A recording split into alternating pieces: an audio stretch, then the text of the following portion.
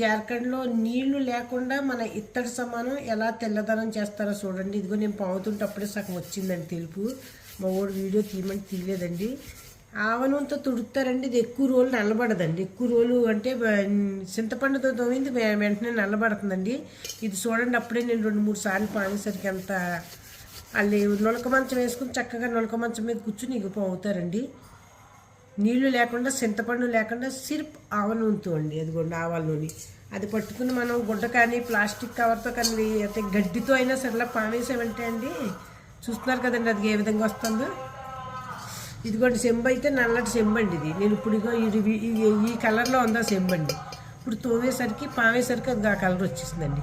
ఇదండి వాళ్ళు మనం సైంటిస్టులు అనుకుంటా ఉన్నా, వాళ్ళు లెక్క ప్రకారం చెంబుల్లోనే నీళ్ళు తాగుతారండి. గ్లాసులో కాచుకండి ఇత్తడి పళ్ళలోనే అన్నం తింటారు, ఇత్తడి కూరగిల్లోనే కూర పెట్టుకుంటారు.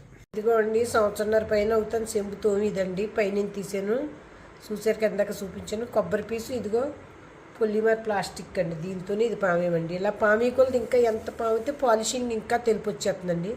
వాళ్ళకిలా మనం చేయలేమండి. అయినా నేను ఇంతవరకు చేసానంటే గ్రేట్ అనుకుంటున్నాను. ఇదిగో ఈ ఆవాల నూనెతోనే అండి. ఈ ఆవాల నూనె కాళ్ళు నొప్పులకి పనికొస్తుంది, ఇలాంటి వాటికి పనిచేస్తుంది, వంటలకి పనికొస్తుంది. ఇదండి మన వీడియో.